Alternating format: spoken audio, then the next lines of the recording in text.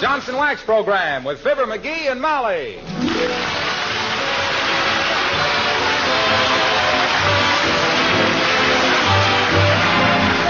The makers of Johnson Wax products for home and industry present Fibber McGee and Molly, written by Don Quinn and Phil Leslie, with music by the King's Men and Billy Mills Orchestra.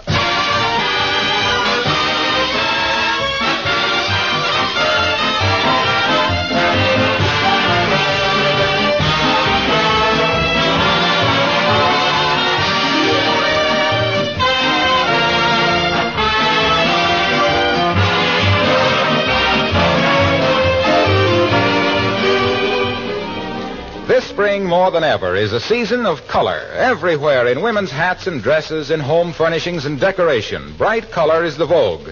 But you've understood the value of cheerful colors for a long time, right in your own kitchen. And that's one reason why you've used Johnson's Glow Coat on your linoleum floors to keep the original colors fresh and new-looking. Yes, when your floor coverings are regularly polished with Glow Coat, they're never dull. And it's easy to keep them spick and span and gleaming because dirt and spilled things are wiped up quickly with a damp cloth. Glow Coat is so easy to use. It's self-polishing, needs no rubbing or buffing. You simply apply and let dry. In 20 minutes, you come back to sparkling floors you can well be proud of. Besides saving you many hours of work, regular care with Glow Coat saves your linoleum, makes it last much longer. If you've never tried Johnson's self-polishing Glow Coat, order some this week.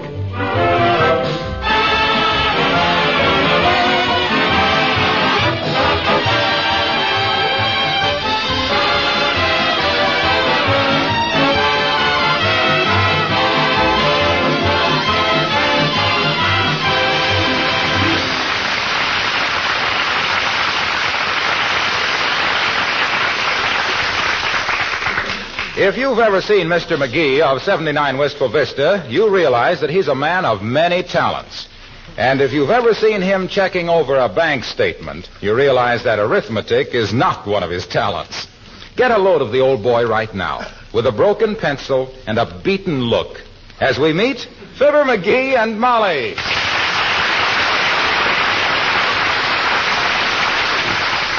Doggone it, if I subtract the gas bill and then add in the check I made out and then tore up but forgot not to take it off the balance, it ought to come out. What are you muttering about, dearie? Huh? You're not... Oh, no, McGee, not again. What you mean, not again? If you're referring to this bank statement, Molly, I've got a few very interesting questions to ask those guys. As soon as I find out something here. Find out what? What questions to ask. Let me see now. Check number 325 for $9.50.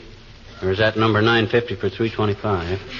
No, it must be... Heavenly days. There must be better ways to waste a morning than batting your head against a bank full of bookkeepers. Those statements... Oh, I wouldn't say the morning was entirely wasted, Mrs. McGee. I've just picked out 3 errors so far, that's all. 3 errors? You have? You betcha. I'm going to keep right at it till I find one on the bank, too. I'm just a little cagey about those guys.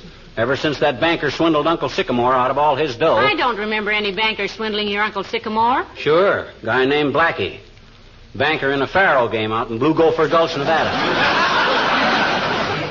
Uncle Syc come in, you see, and he threw a bag of dust on the table, see? A bag of dust? Mm-hmm. Was he a gold miner? No, a vacuum cleaner salesman. Anyhow, he threw the bag down and got out his wallet, you see. Oh, Mrs. McGee, Mr. McGee. Oh, good morning, Alice. Come in, dear. Oh, thank you. You're welcome.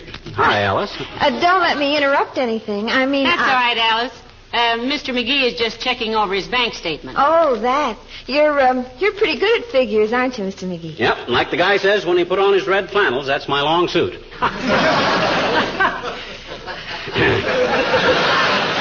Don't you get it, kids? I says like the guy says... It ain't funny, McGee. No?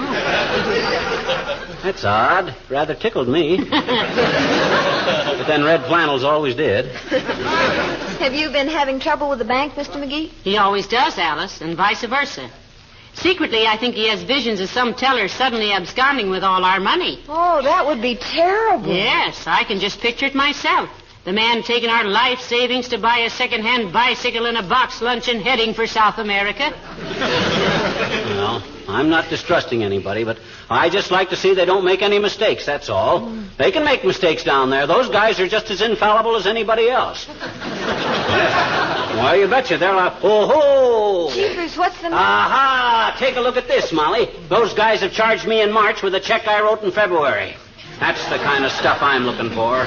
Well, it's a good check, isn't it? That's perfectly okay, dearie. Okay, they do more juggling than a busboy with a hangover. But, Mr. McGee, the check probably just didn't get to the bank till March, that's all. Well, that's just their hard luck, kiddo. Not mine. My gosh, if they can't get their checks when they're supposed to, it's not my fault. Yeah, but McGee, I wrote it in February. I took it off of my stubs in February. And if they didn't get it on my statement in February, they can just forget it. Yes, sir. Yes, but, Mr. McGee, don't you see... Look, Alice, this is a very simple business transaction. The whole thing boils down to it was a February deal all the way. Now, look, right on the check, it says February, as plain as day. Yeah, but McGee, if they didn't get the check... Please, Molly, women haven't got any head for figures. Now, don't you kids get your noggins in an uproar about this. Just forget it. I'll handle it. Where's the phone? It's right there. Oh, forget it. Hello? Yeah? Who? Alice? Yeah, but look, Bud, can you call her back a little later on account... Me? Oh, I can talk, Mr. McGee. I'm not busy. Huh? Oh, just a minute, Bud. Thanks. Okay, but cut it short. Hello? Oh, yes, Charlie. Tonight? Oh, I'd love to, Charlie. Oh, Charlie. Must be Charlie. Look, who's playing there tonight? Gosh, I wish she'd hurry up. Relax, dearie. This won't take long. Yeah, but Charlie, I don't like Xavier Goldman and his Pampas Playboys. The Dreamland's got Shoo Jackson. He's strictly but solid. Why don't... Come on, kid. I want to get at that bank before I cool off. I'll What, burn Charlie? Oh, wait a minute till I take the phone out in the dining room. Yeah, you know how it is, Charlie, but... Oh, Charlie. Well, how do you like that? While she monopolizes the phone, the Third National could be ruining me. Well, that comes out even, dearie. Huh? The receiver goes into Alice's hands, and you go into the hands of the receivers. Well, wait till I get hold of that phone. I'll make them sharpshooters back down like a paper hanger at lunchtime. I'll tell those guys off so...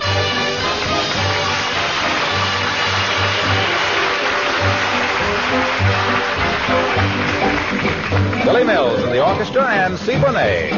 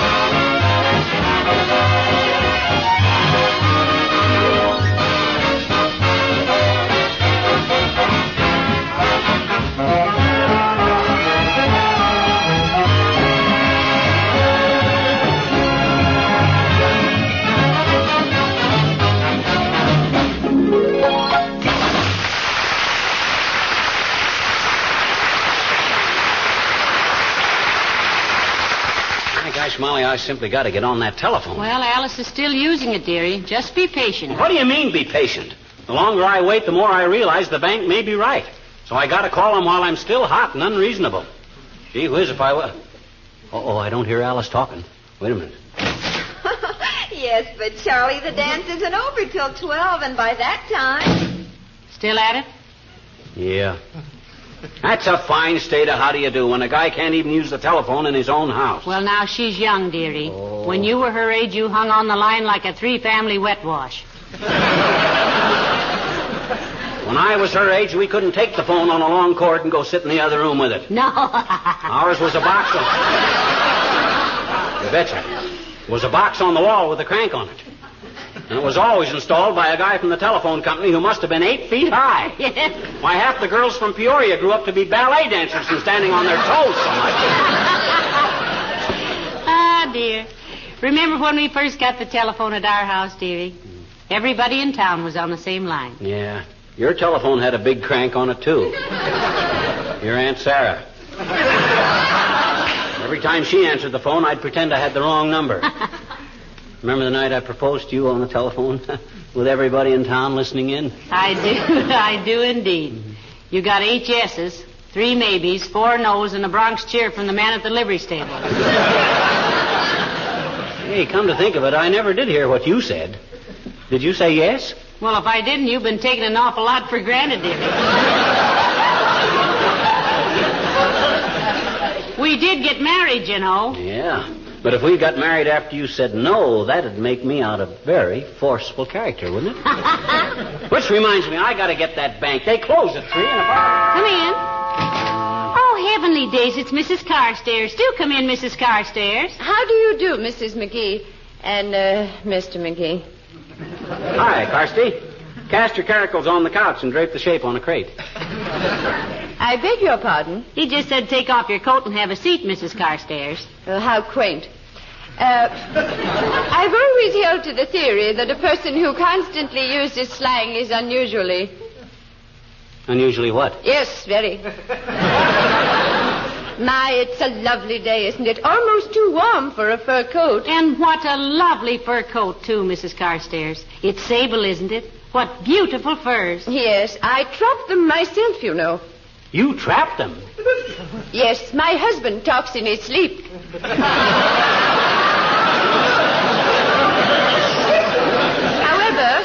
However, this coat is from way last year. I just use it to get the groceries in. Oh, heavenly days. I just use an old paper bag myself. Maybe she thinks the smell of onions keeps the moths out of it, eh, Carsty? I think, Mr. McGee, that everything considered, it possibly... Possibly what? Pardon me? Certainly. Can I get you a cup of tea, Mrs. Carstairs? It won't take but a minute. Oh, thank you, no, my dear. I must be trotting along. Oh, she's a trotter. I merely wish to ask you to come to my reception tomorrow evening, 4 to 6, in honor of Leopold Cadenza, the violinist. Leopold Cadenza, eh? I've heard him play, Carsty. Indeed. Nevertheless, Leopold Cadenza is a charming gentleman. I'm sure you will enjoy meeting him, Mrs. McGee. Oh, indeed. He's a Hungarian, isn't he, Mrs. Carstairs? No. Mr. Cadenza is a Romanian. He's my house guest. Oh, kind of a furnished Romanian, you might say.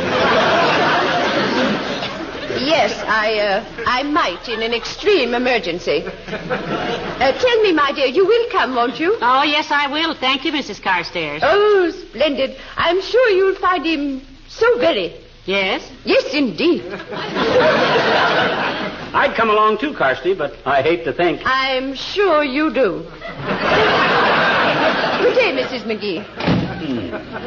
Heavenly days, McGee. Imagine me going to a reception at the Carstairs. I'm so excited. Oh, control yourself, kiddo. You'll be as bored as a rafter full of termites. Did you ever see this Leopold Cadenza? Oh, I've seen pictures of him. So romantic looking. With that long hair. You don't wear it that way to look romantic. It's so when he bends over to kiss your hand, you can't see how ragged his collar is. Hey, I gotta call that bank. They'll be closing very shortly. And... Well, Alice ought to be through talking by now. Oh, I'll see. But, Charlie, Xavier Goldman has a singer with him that just has me eating my lipstick. And, yes, but, Charlie... That's quite a conversation she's having, isn't it? I ought to take a pair of scissors out and cut the wire. Oh, she'll be through any minute now. Well, it'll be a shock to me either way. Don't that kid realize that I got important business to do? Hello, folks. Hello, Mr. Wilcox. Hi, Junior. How's the super salesman? In the prime, Sime. Hey, look, kids. Mind if I use your telephone? Not at all, Mr. Wilcox.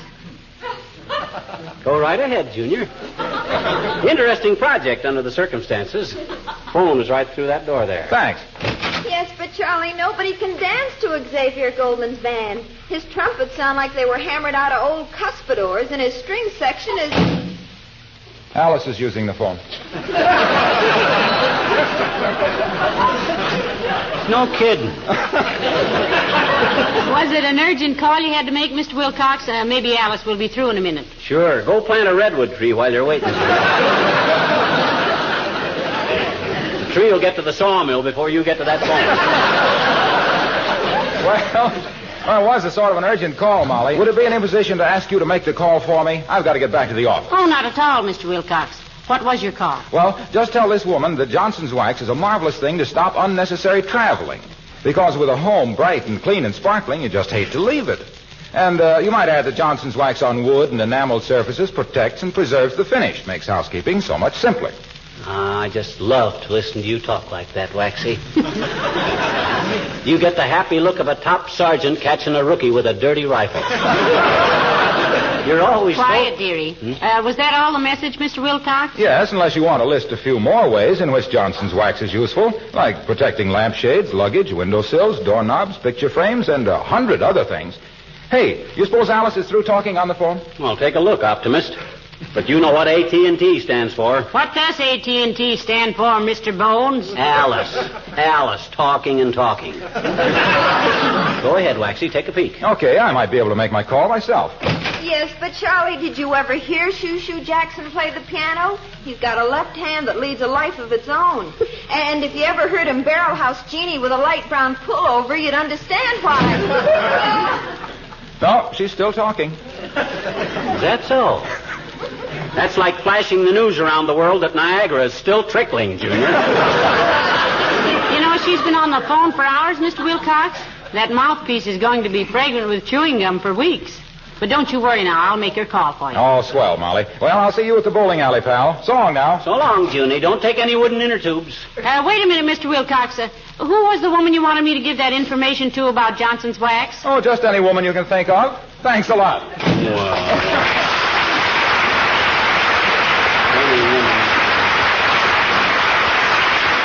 My gosh, don't that guy ever think of anything but Johnson's Wax? Don't he care about anything else? Why, of course he does. Oh. Listen, he's very much in love with his wife. In fact, I've often heard him say he wouldn't trade her for a case of Johnson's Wax. I'd hate to tempt him with 2 cases. Hey, open that dining room door again, will you? All right, but I doubt it. Oh, don't tell me she's through. Looks like it, McGee. At least she isn't. Oh, boy, oh, boy, oh, boy. Where's my bank statement? Give me a pencil. I'm going to blast the Third National till they won't... Now, wait a minute, dearie. Look, the receiver's still off the hook. Imagine that careless kid. They're liable to report our phone out of order. I'll see if I can get the operator. Hello? Hello? Huh? No, my voice hasn't gotten husky. This is the same voice I've had since I was 14. What? No, I'm not playing games, Bud, and if you don't get off of this phone, McGee, maybe Alice was... I'll take it now, Mr. McGee. I told Charlie to wait while I went out and made myself a sandwich. Hello? Just a minute, Charlie. Here she is again. And Charlie, don't hurry on my account. My annuity don't come due for 7 years yet. Here, Alice. Oh, thanks, Mr. McGee. You were sweet to entertain Charlie for me. Hello, Charlie? Yeah. No, that was Mr. McGee. What? Oh, he is not, Charlie. He's nice. Come on in the living room, dearie. Wait a minute. What, Charlie? Oh, he's no such thing. He's very sweet when you get to know him. Oh, you could, too, stand it that long. Yeah, but Charlie... Fine thing. Trying to call my bankers on a very important piece of business, and them 2 rug cutters keep the phone tied up tighter than a bullfighter's pants. My gosh. Oh, forget the bank for a minute, dearie. Just calm down. Smoke your pipe. Read the paper. Where is the paper? I don't know and I don't care. I want to call that bank. Well, maybe Beulah has it. Oh, Beulah. Beulah. Somebody bawl for Beulah?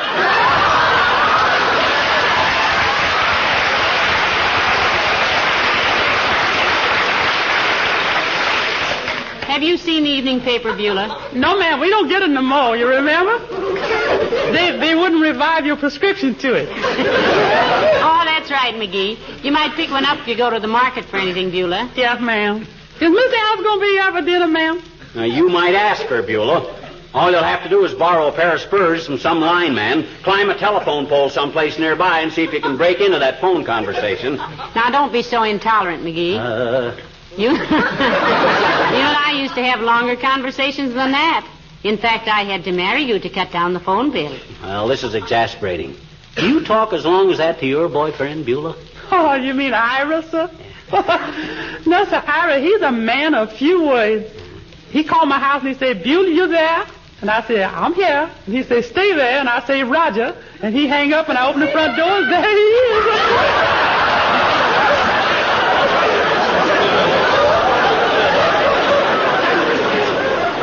That quick, Beulah, huh? Yes, ma'am.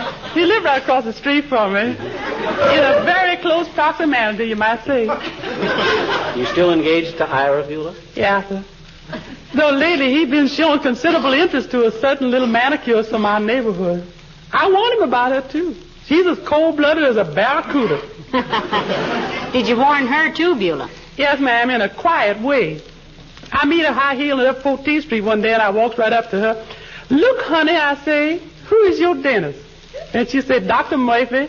I said, well, you keep away from my Ira, or Dr. Murphy's going to get your order for some necessary replacements. Well, I hope that scared her off, Beulah. If she's the cold-blooded manicurist you say she is, Ira's going to get clipped for more than his fingernails. Yes, he is. I'm going to see that. Oh, look here. What the matter?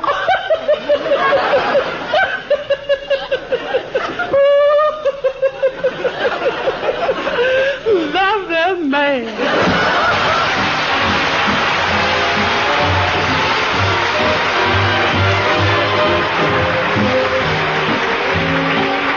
The King's Men sing Major Meredith Wilson's Iowa. Iowa, Iowa, that's how they sing it in the tall corn song. Other people call it Iowa, and they're both just a little bit wrong. Iowa, it's a beautiful name when you say it like we say it back home. It's the robin in the willows. It's the postmaster's friendly hello. Iowa, it's a beautiful name. You'll remember it wherever you roam. It's the rustle of September. It's the squeak of your shoes in the snow. It's the Sunday school and the old river bend. Songs on the porch after dark. It's the candy store and a penny to spend. You and your girl in the park. Iowa, it's a beautiful name when you say it like we say it back home. It's a promise for tomorrow and a memory of long, long ago.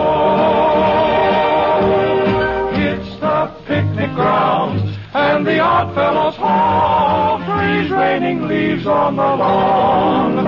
It's the county fair and the whippoorwills call, calling to welcome the dawn.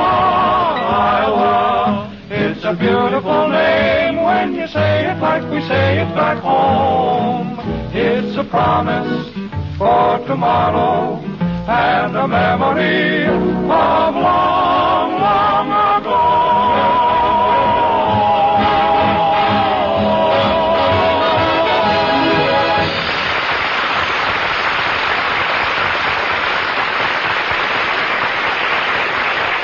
Donna, Molly, this could go on all night. Don't that kid realize I'm waiting to use that You telephone? can call the bank tomorrow, sweetheart. They're not going to move. I saw them washing the windows yesterday. By tomorrow, I'll be so cooled off, I'll be civil to them. Then they'll think I'm a softy and can put anything over on me. No, sir, by George, if I can't get Alice off of that phone... Come in. Hello, Molly. Hello, McGee. Hello, Dr. Gamble. Hi, Errol Smith. You got your instruments with you? A few. Why? I want to amputate a transmitter from a girl's hand. And I'll supply the anesthetic if I can find my baseball bat. You better let me give you a bromide, Chipmunk. You're as feverish as the bottom of a chafing dish. Oh, he's just exasperated, Doctor, because you can't use the telephone. Yeah. You can't use the telephone? Oh, that's too bad. Come on, I'll show you how to use it, McGee. Bright little chap like you can learn how in only 2 or 3 lessons. Oh, he knows how, Doctor. He just can't get to it. Oh, trouble with those leg pains again, huh? Well, here, my boy, lie down on the Davenport there, and I'll Get your big fat paws off of me, you malpracticing old gargle peddler. There's nothing the matter with my legs. Nothing except you got kneecaps like football helmets. And less calf than a pair of $2 riding boots. Besides being so knock-kneed, you have to put your pants on over your head. Oh, yeah? Well, you're no Clark Grable yourself, wise guy. You got a pair of pins they could moor the SS Lafayette to. The SS Lafayette, that used to be the Normandy, didn't it? Yeah, that's right, Molly. I believe they found it was going to be too expensive to refit it after the fire. Well, I guess that's it. You guess that's what? The end of a beautiful friendship. You get it, Doc? The end of a beautiful friendship? It's a play on words. And a worse play I haven't heard since the Cherry Sisters. Did you ever see the SS Normandy, Doctor? Yeah, I took a cruise on it once, and I saw it again a few years ago when it was laid up in, Dry dock? Yes, I am. What have you got? Root beer? Root beer, no thanks. No root beer. Somebody might notice it on my breath and accuse me of hanging around ice cream parlors. Now, what was all this about the telephone? I can't use it, that's all. Alice Darling has been monopolizing it for 4 hours. And I got to call the bank. It's very important. Yeah, I'll bet. What are you trying to do? Get a retread on one of your rubber checks? No, I'm not. I'm going to read him the riot act about my monthly statement, that's all. I'll make a mistake. Oh, heavenly days, almost forgot. Huh? Your office called this morning, Doctor. Oh? They said if you dropped in for you to call Mrs. Martin about her baby. Oh, that woman. I've told her 40 times not to worry because the child doesn't talk yet. How old is it? 7 weeks. So where's the telephone? I'll give her a ring. It's in the dining room, Doctor, but I don't think you can Excuse get me a through. minute. I should have called my office before, but I've been on calls all day long. And they... Yes, but Charlie Shoo-Shoo Jackson's band has got tempo. And what's Xavier Goldman got? He gets off the beat like a cop who has just pinched an alderman's wife. What? Yes, but Charlie... I see what you mean. This has been going on all afternoon, If Doctor. I don't get in touch with that Third National before... Hey, what time is it? About 3 minutes to 3. Afraid you'll have to leave the financial world flat on its vouchers for today, Vanderbilt. Oh, no, I won't. I can still get to Kramer's drugstore in time. Come on, Doc. You can make your call down there, too. Right. See you later, Molly. Don't forget to get an evening paper, dearie. Okay, come on, Doc.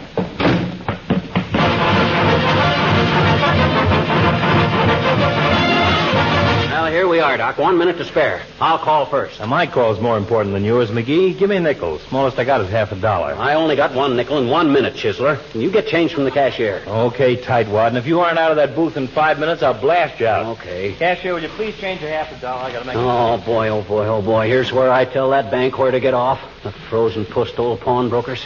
Where's that nickel? Oh, yeah. Sorry, sir. I'm using this phone. Oh, my God. Hello? Huh? Yeah, but Alice, I think Shoo-Shoo Jackson... Yeah, but Alice... Gee. Oh, this is ridiculous.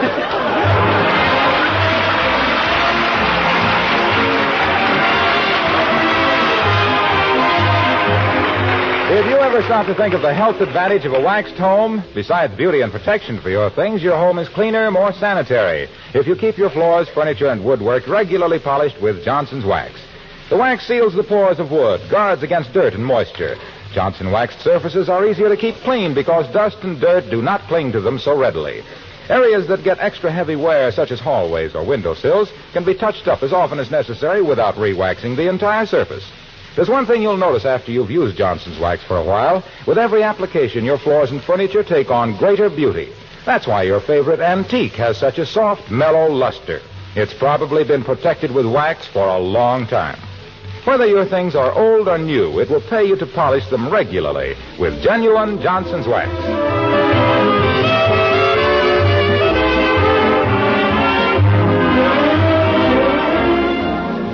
Ladies and gentlemen, the traditional sentiment of people from Missouri has always been, show me. So let us all show our new president, Mr. Harry Truman of Missouri, that he has our complete loyalty and support in his difficult task of winning this war and leading our nation to peace and security. Good night. Good night, all.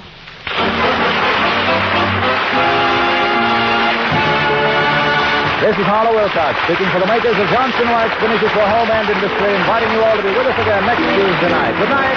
This is the National Broadcasting Company.